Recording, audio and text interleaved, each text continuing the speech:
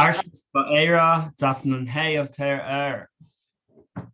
Now we begin with the pasuk at the beginning of our parsha. It says Vaeirah el Avraham Yitzchak Yaakov, that Hashem appeared to Avram, Yitzchak, and Yaakov, the Kel Shakai, with the name Kel Shakai, that Hashem told Avram, Yitzchak, and Yaakov that I am Kel Shakai. And I wasn't known to them with the name Shem Havaya. Now, Rashi gives two pshatim, but the first pshat is that Hashem didn't reveal his truth. In other words, the promises that he gave, the blessings that he gave to Avram, Yitzchak, and Yaakov have not yet been fulfilled, and therefore Shmi Havaya, my name Havaya, Hashem's name Yud-Kei Vav-Kei, which is the name of truth, represents every name of Hashem represents a certain quality, and this represents truth, hasn't yet been revealed to them because there's still promises to come. So now the first word of the at the beginning of Vaeirah can mean both I appeared and I will appear. So it represents both Hashem revealing himself to the Avos, to our forefathers, and Hashem revealing himself to us now and throughout all of history. Now, there are only three Avos. What does it mean, forefathers, in a spiritual sense? It means that there are three people who bequeath their spiritual quality to all of the Jewish people, because there are many great tzaddikim, but only the Avos give over their quality to everyone. The Shvatim, there could be different people. Some people take Reuven's quality, others take Shimon's quality, etc. But the Avos, the forefathers, are for everyone. So now, we said that Hashem revealed himself to the Avos, to the forefathers, and also Vaeirah is talking about now that Hashem reveals himself to each of us nowadays. And so we need to understand this revelation that is both to each of us and to our forefathers.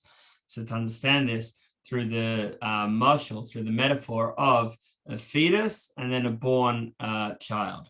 So we can compare Galus, the time of exile, to pregnancy, the state of pregnancy, and then Geulah, redemption, to the state of birth.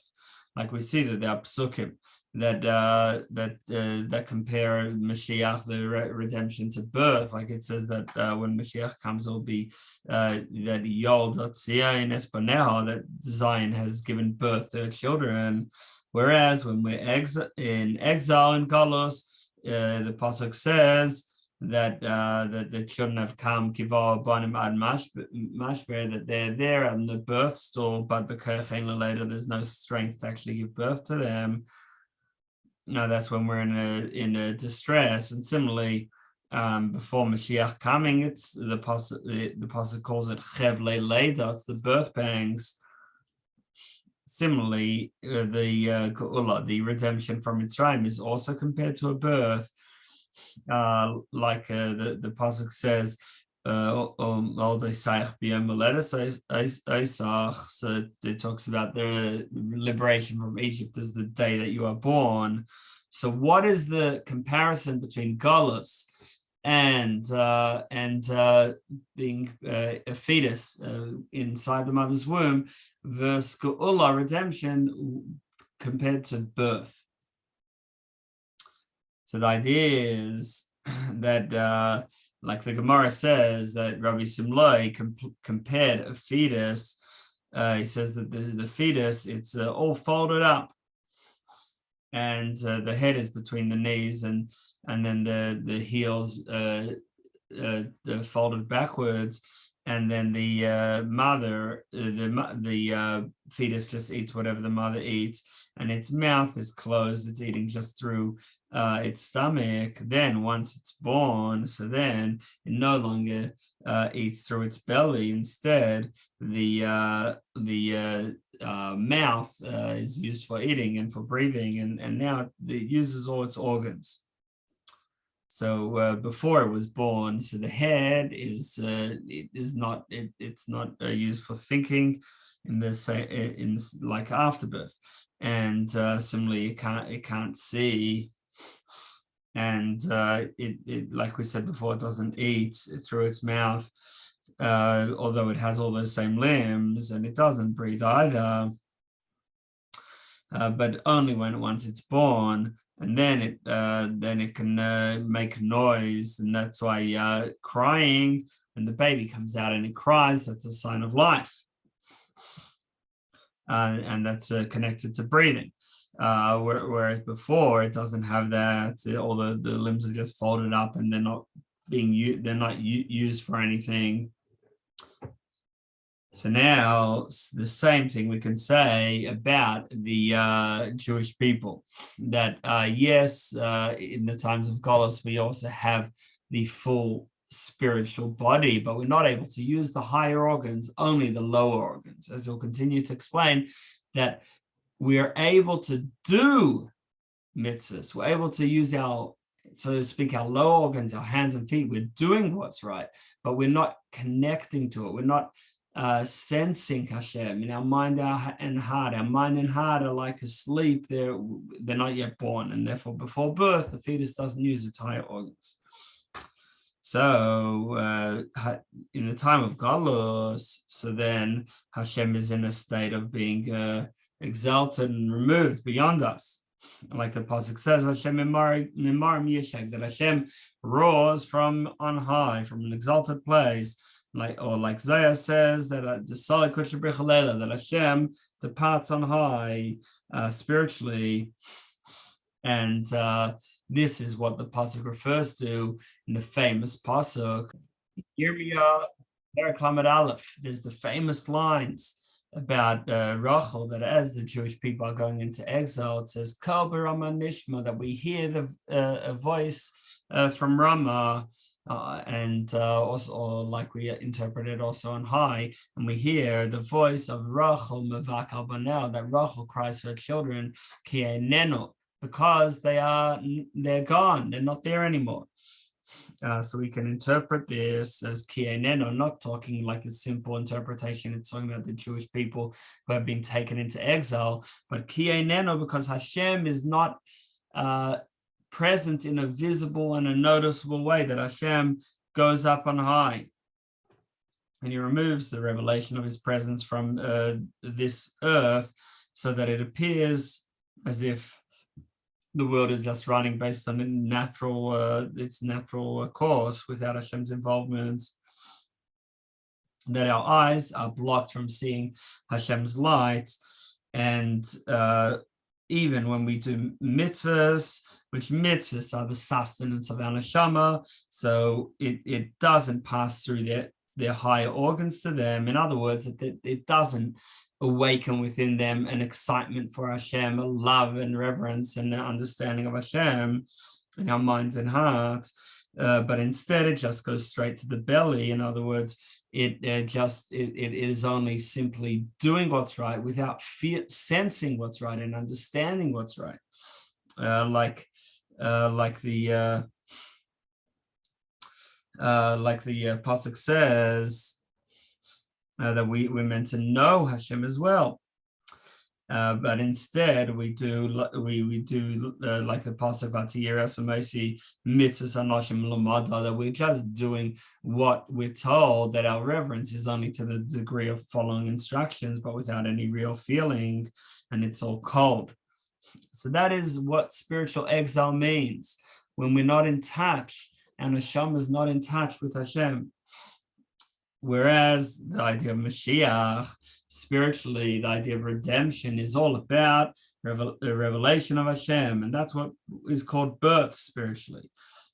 And about that time, the pasuk says that ayin b'ayin yiro, that we'll see Hashem eye to eye, and that depends on, although in the time of Galus that's concealed, but to get there, it's through our avodah, through our best efforts during the times of exile. That what can we do now? We can try to awaken all of us inside our soul, we have this ava masateres, this hidden love to Hashem, and we certainly have it there, but it's hidden, and we have to try to awaken it. And how do we do that? Through reflecting on ideas that will hopefully excite us to come closer to Hashem and to love Hashem, and especially with Shema. That's the core pasuk that we're meant to reflect on in order to come to Vahafta, to come to a love of Hashem. So in Shema, we say that Hashem is one. And seemingly, as is asked in many places, why does it say Hashem is one? It should say Hashem is not just Echad, but Yachid. Hashem is the only one. When you say one, there's 1, 2, 3. It doesn't tell me that there's only one and that's it. It should have said a strong word, Yachid. So the explanation is that for Hashem, of course, really it's Yachid. Really, there's only Hashem and that's it. But what we mean when we say Echad is even in the world, even in a place where there seems to be multiple different existences and each one is independent. So even there, Hashem is one. And like we know that the word Echad has 3 letters. Aleph is 1, even in Ches in 8, in the 7 heavens and earth, and even in Dalet in the 4 directions. So in all directions, which seemingly are all about division and differences, but even there, Hashem is one.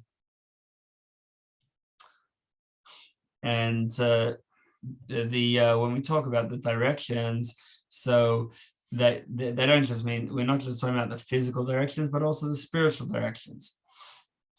That we have up and down spiritually. Up and down spiritually is like a higher level and a lower level, not just physical place. But when you say that this scholar is greater than that scholar, we don't mean he's bigger. We mean he's greater in terms of a higher quality of understanding. So in a similar way, in the spiritual worlds, you can have higher and lower.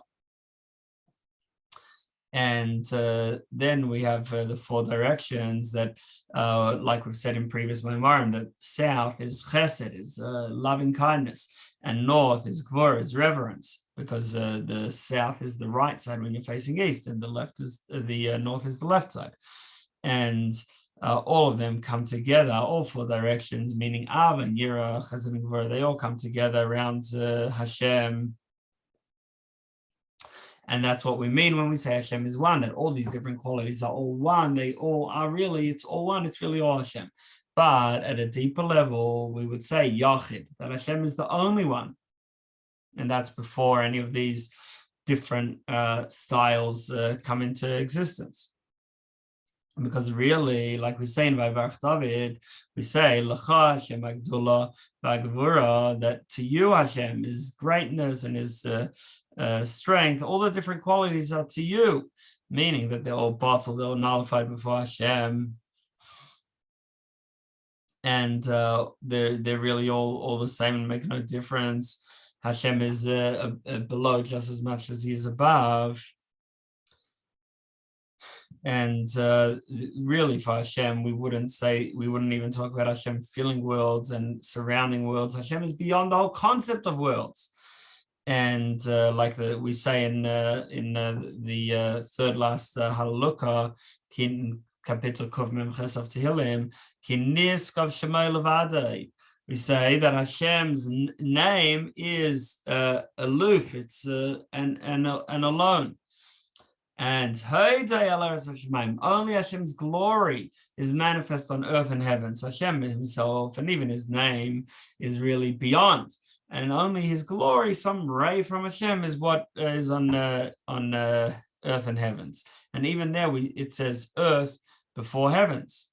So in other words, we're still not talking about regular mamali energy. Mamali energy, the light of Hashem, the energy of Hashem, which fills the worlds, would have heaven above earth. But here we're saying even the glory of Hashem is on earth and heavens.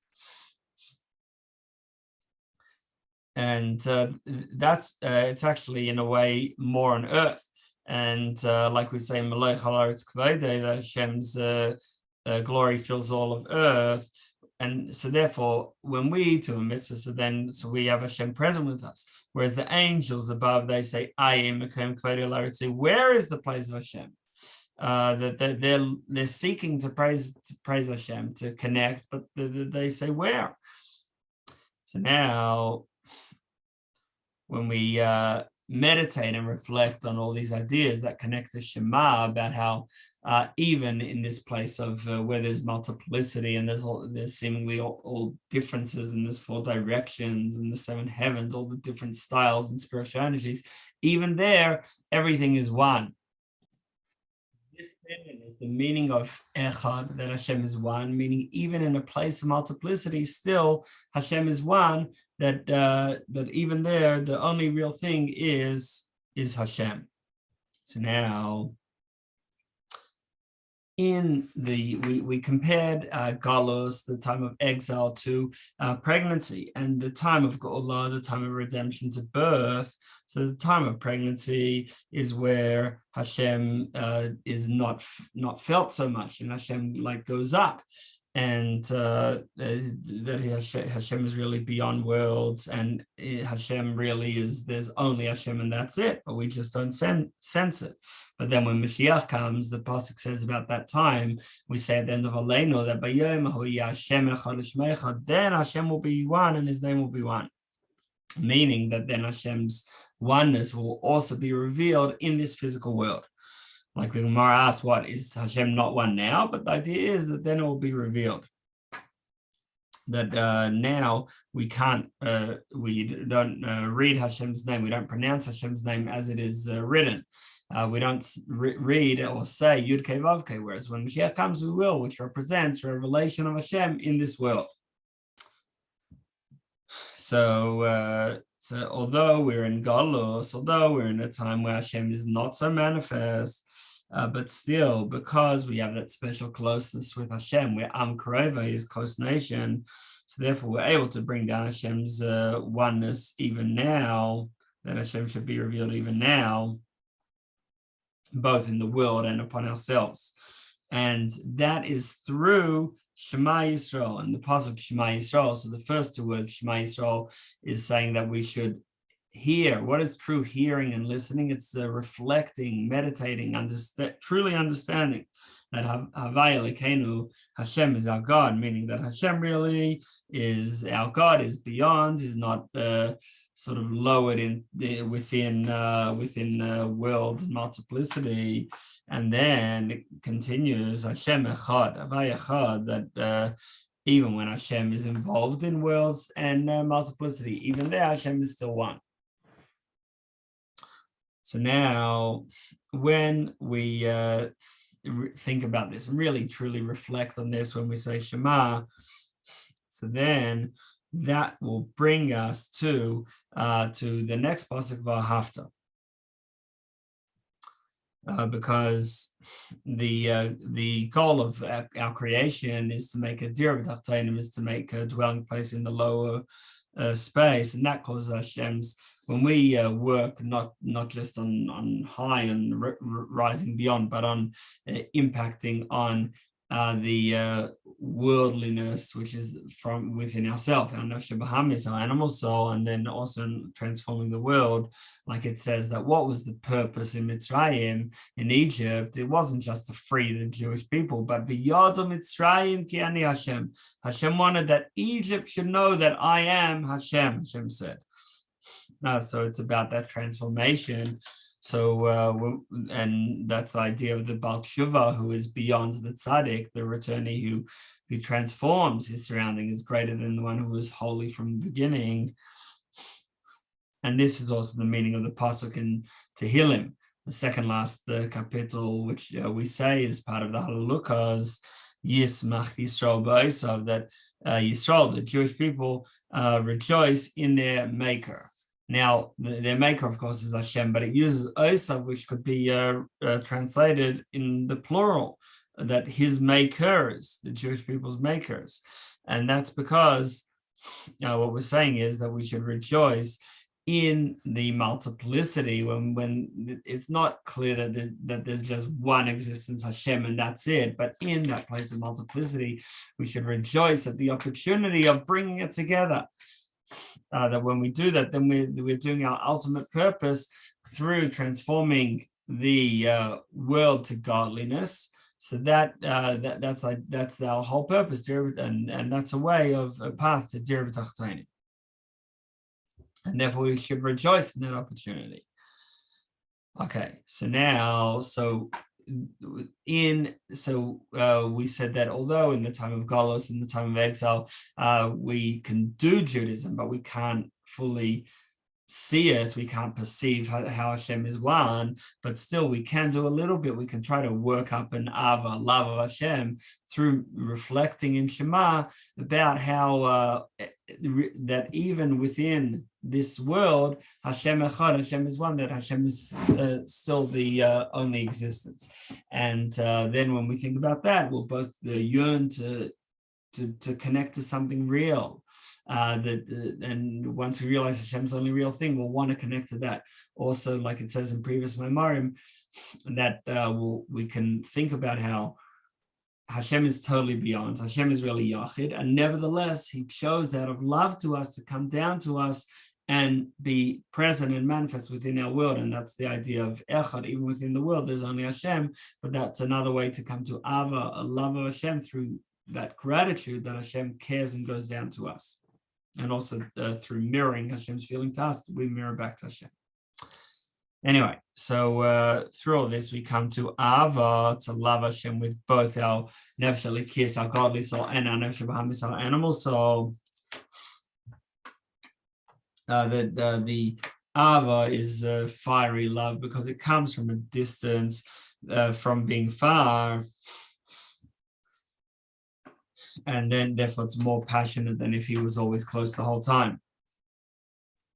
Now, when we serve Hashem, it has to be with simcha, with joy, like it says, Yismach Yisroel, so that the Jewish people should be happy, should rejoice with their Maker. Like it says, Ivdos Hashem simcha, we should serve Hashem with joy, and that even more so that we're punished if we don't serve Hashem with joy. It's a negative. It says that the reason for the techa, for all the rebukes, is because because we didn't serve Hashem with joy and gladness of heart. Like the Rizal explains, that itself, not serving Hashem with joy, is itself a sin and something that can cause negative things.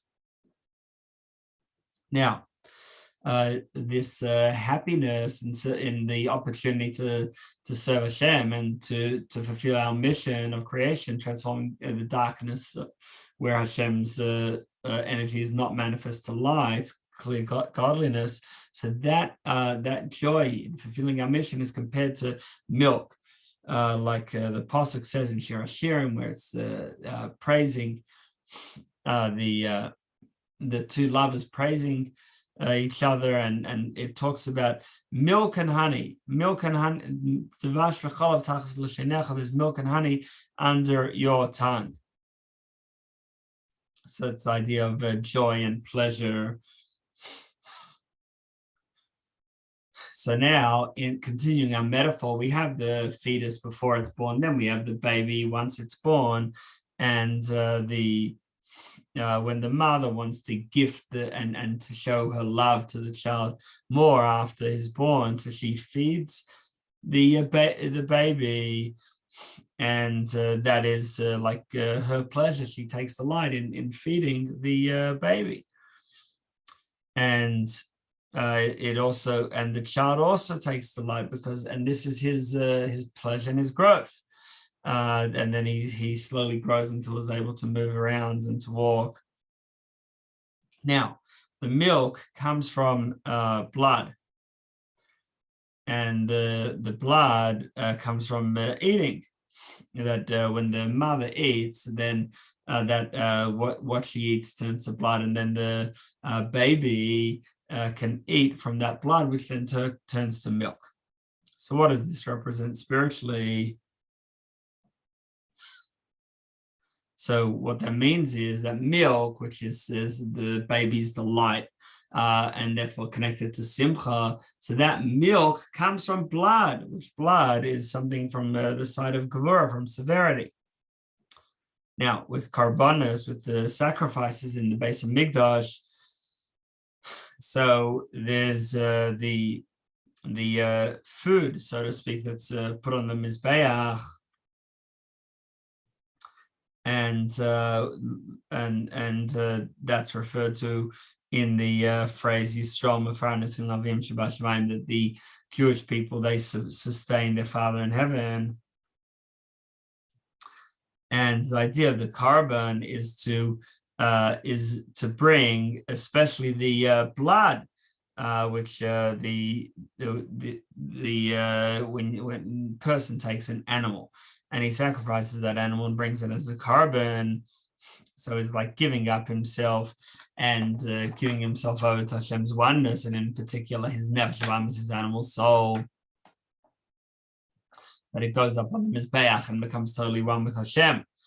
So now we don't have the Mizbeach nowadays, but what we can do is try to spiritually give ourselves over on that Mizbeach to Hashem in davening. And when we say a bracha, when we say Baruch Atah Hashem, what we're saying is that even though we can't lift up the carbon to Hashem nowadays, we don't have a carbon, but what we are asking is that at the very least, Hashem should lower himself, his spiritual energy down to us. Because even when we're not able to achieve what we should, but Hashem is still Kichavetz Chesed, he wants good. In others, he wants to bring down to us even when we're not elevating up towards Hashem. And this is what we mean in every bracha, where we start off Baruch Atah Hashem, blesses you Hashem, in others, to bring Hashem down into our world, and then we continue Elokeinu, which Elokeinu means that our person God, Elokeinu Hashem, as he is within our reality, that we should have Hashem's light and energy brought right down to us. And so this happens through davening, through making a bracha, but really it happens also through every mitzvah. Because the 248 mitzvos are the 248 limbs, and every limb is somewhere where the neshama can be manifest. The neshama, the soul, gives life force to the whole body, so it's manifest in all the different limbs within each one has its own specific ability, but the neshama rests within each one of them. So now, this is bringing godliness down into the world through davening. So that's like spiritual eating. The idea of eating is that it strengthens the connection between the soul and body. That when a person eats, and then he continues to live, his body and soul are more strongly connected. And similarly through mitzvahs, that they connect the highest of worlds, the life force, the energy of worlds, with the world. That Hashem should be able to be in a revealed way, should be manifest, should be able to dwell in the lower worlds, and that's the idea of Derek Tachtainim. That it should be revealed how Hashem is one, Hashem Echad, in the lower worlds, and then. So the Jewish people benefit from this as well, that they receive this some of Hashem's light, which is revealed, and this gives it wakes up their mind and heart to love Hashem as well. That it shouldn't just be that they're in a state of still in pregnancy where the high organs don't work. Though we're still in Galus times, we don't have that deeper revelation of Hashem, but at least we can try to well up love of Hashem. Now, this ava also has gevura in it. It's like we said that the milk is made from blood. The blood comes from gevura on the side of Yitzchak. because what causes the love to be even more passionate? It's the fact that the person was far, and he has within himself, he has parts of himself pulling himself to independence, so to speak, from Hashem, and it's his own separate pleasures and desires and strivings. So then the blood is the idea of bouncing back even faster. That's the idea of Yitzhak, and like the idea of a carbon from a broken spirit, which is all the side of Gevurah. And then the third level is Yaakov. So the essence here is Ava, love, which is Avram. Then the sort of bounce back and yearning, that comes from being afar, and that's Yitzhak. And then Yaakov is Rachmanus, to have pity and mercy for the spark of Hashem in the neshama that had to come down into all this muck. And anyone who once tzaddik doesn't feel this rachmanus because he stayed close the whole time. But anyone who sort of veered off a little, or just the fact that they're within a physical world with physical pleasures and strivings, so then they feel this rachmanus, or should feel this rachmanus, this pity on their godly soul. And then the next step is from this sense of pity. So then we move on to simcha, to joy. Say, yes, my body and my animal soul is sunken very low down, and I feel rachmanus on it. But at the same time, that's not the whole me.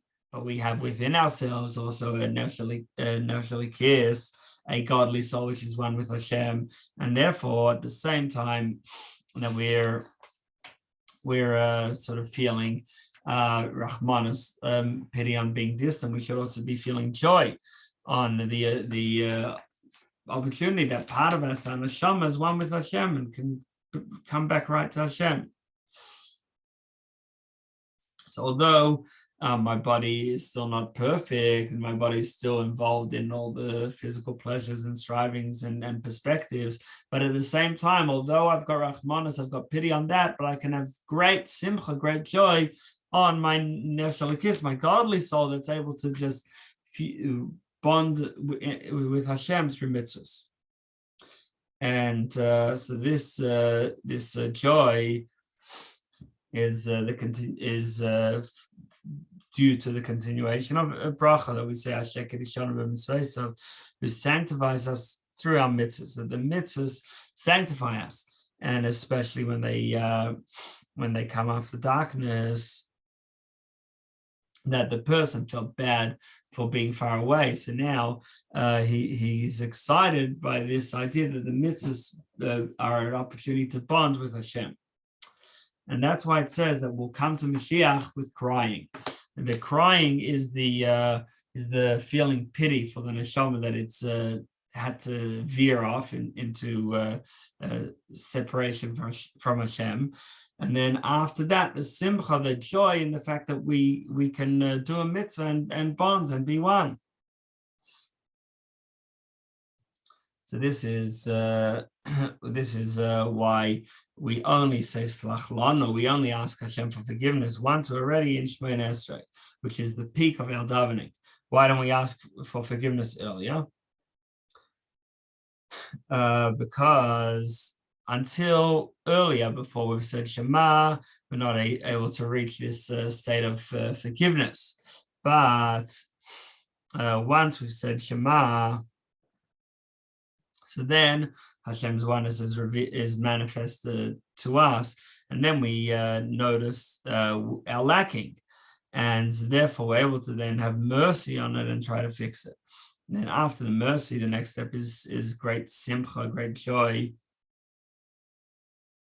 And without the mercy, we wouldn't have that joy, because only once a person realizes how far he is, so then he has joy on the fact that Hashem gave us this opportunity of closeness through mitzvahs. Like we see that the idea of birth is connected to crying, that when the baby cries, then we know that he's healthy, and is viable child. And then after that,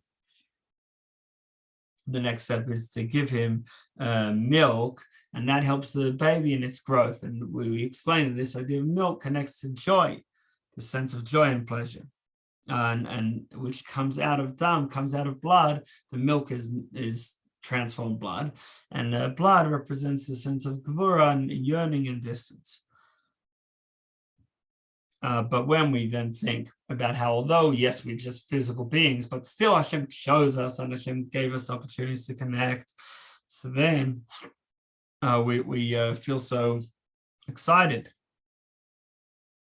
And this also is why our links dadim, the breast, with bina, with understanding. Simply that the one meaning is that the chest is the heart, and that's where we have understanding. It says bina liba, that we have bina, understanding, in the heart.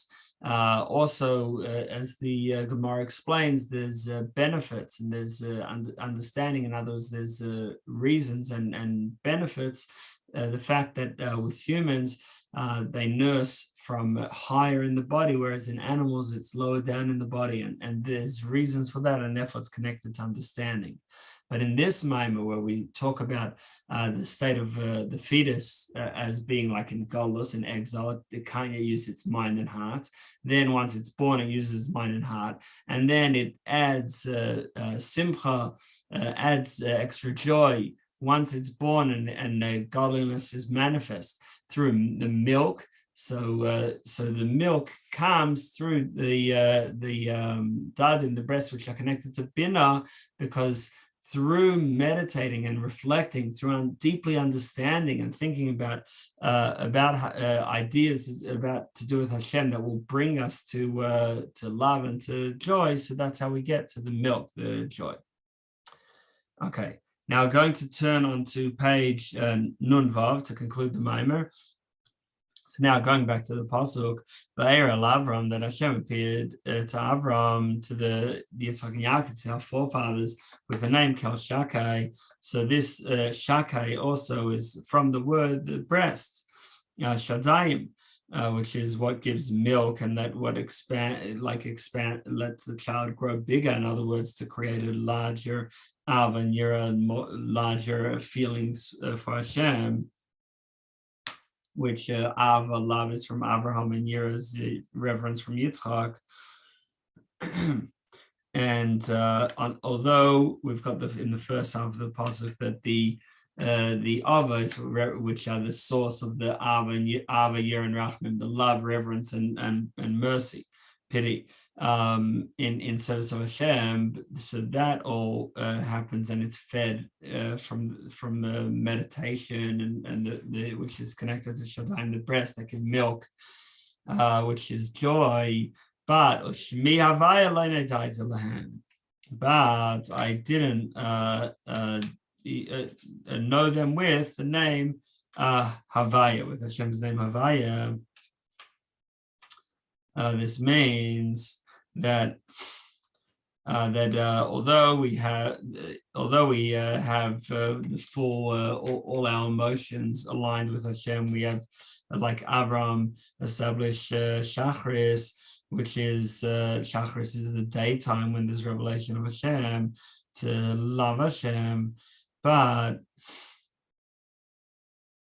so that you have the full quality of love. But then Yitzchak adds Yira, adds reverence, and to have reverence and respect all for Hashem. But then there's an even higher level, which is what Moshe, the quality of Moshe, which is a complete bittul, complete self-nullification before Hashem. And there's an advantage of that over Avram and Yitzchak. Avram and Yitzchak means we have certain emotions aligned to Hashem and developed towards Hashem. But Moshe, his whole being was nullified before Hashem. He was just a conduit to let Hashem through. And that's why the Torah is given through him. And that's also the idea of dibur. Dibur means speech, letting Hashem's word be expressed through our mouth. But dibur also means to lead. Like Yad V'Aram Tachtenu, that he leads nations under it. So, because the Avos, they represent the different feelings, the Av and the Yira, so then they're all limited. Whereas where we let Hashem's word just come through us, when we learn Torah with bittul, with self-nullification, then Hashem's word is coming through us. So that is an even high level where it's not just we are trying to bond to Hashem, but Hashem is just being expressed through us. And this wouldn't be achieved through ava or tainuk, through love or pleasure or reverence. But whereas through Torah with the bittul, self-nullification, so then we lead, like dibur yadber from the word to lead, meaning that we bring down Hashem's light into this world, not just in a state of echad, in a state where even though there's other things, but there's still part of Hashem's oneness, but to bring down Hashem's light of Yachid, where there's Hashem and that's it, the only one. And that's revealed through Torah, where Hashem just speaks through us. It's not that we are bonding to Hashem. There's only Hashem and that's it. And Hashem is speaking, revealing His presence through us. It's not like being a servant. Normally, with the bittul that's only at the level of Geulah, where we reverence before Hashem, then we're like a servant of Hashem. We have Kabbalah soul. Whereas when we're one with Hashem, it's not that we have Kabbalah soul, that we have obedience, but we just let Hashem come through. It's not we are listening to Hashem, but there's only Hashem and that's it. And therefore, with learning Torah with bittul, so it's not that we're servants of Hashem, but we are the monarch Himself. That we just let that masnisa, that Mishnah is Malchus is the monarch, because it just lets Hashem shine through. So it's not like we're talking and we're learning, but it's like Hashem is learning through us. And this is something that the Avos didn't reach. They didn't reach this state of Hashem's essence itself, just being manifest, that lo no deity, that Hashem didn't show Himself to the Avos, meaning that level of Yachid where there's only Hashem and that's it. And this is what we are achieving in the second pasuk of Shema. The first pasuk of Haftarah is like the Avos is trying to bond and attach, go up to Hashem. Whereas Vaeirah el Avraham, the next pasuk, is saying that what Hashem wants, we're gonna do that, and that's it. And that's because we're just letting Hashem shine through. And that's why it says Hashem that I command you, meaning Hashem Himself, as He is one, not just one, but not just Echad, but Yachid. Whereas when we love Hashem, which is the previous pasuk of Haftarah, then we're not loving Anochi, Hashem's essence, but as Havaya, it's Hashem's name, because we're loving Hashem as we understand Hashem, not Hashem's essence. Whereas Torah comes from beyond Hashem, beyond the name Havaya, which is only a name of Hashem. It's from Hashem's essence, and that is the high level of bittul of Moshe beyond the Avos. Okay, so in short, the Maimer is on the beginning of the Parshas of Vaeirah, talking about we have the revelation of Hashem. Vaeirah, Hashem appears to us through the avodah of the Avos, through the service of the Avos. They serve Hashem with ava of Avram or Gvor of Yitzchak, year of Yitzchak. And the Maimer explains that the mashal, the parable of a fetus, that the fetus has all the limbs but doesn't use the higher limbs, the organs of the mind and the heart, the breathing, etc. Only uses the lower limbs, and the food goes straight to the stomach. Whereas once it's born, so then it uses all the higher limbs. But to develop it further, it's through milk, and this is the simcha, the joy that comes through reflecting and meditating on ideas about Hashem that will bring us to be excited about Hashem. And although this is even in the time of Galus, even in the time of exile, where Hashem is not just clearly and obviously manifest, we can begin this process through our focus and meditation on Shema, on Hashem's oneness.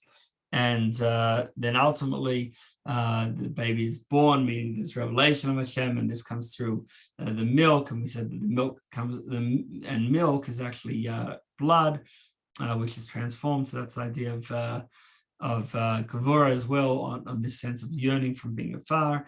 And then he concludes with explaining the pasuk that the Avos achieve the most that they can, our forefathers, in the name Kel Shakai. Shakai is from the word Shadayim, the breast, which is the source of the milk, and connected to Bina, understanding and meditation, and about Hashem. But then even higher than that is Moshe, who's just totally nullified before Hashem and just lets Hashem shine through. And that's the higher level that the Avos were not made aware of. Okay, so that concludes the mimer, and tomorrow we'll start the next mimer. Vayidaber Elokim.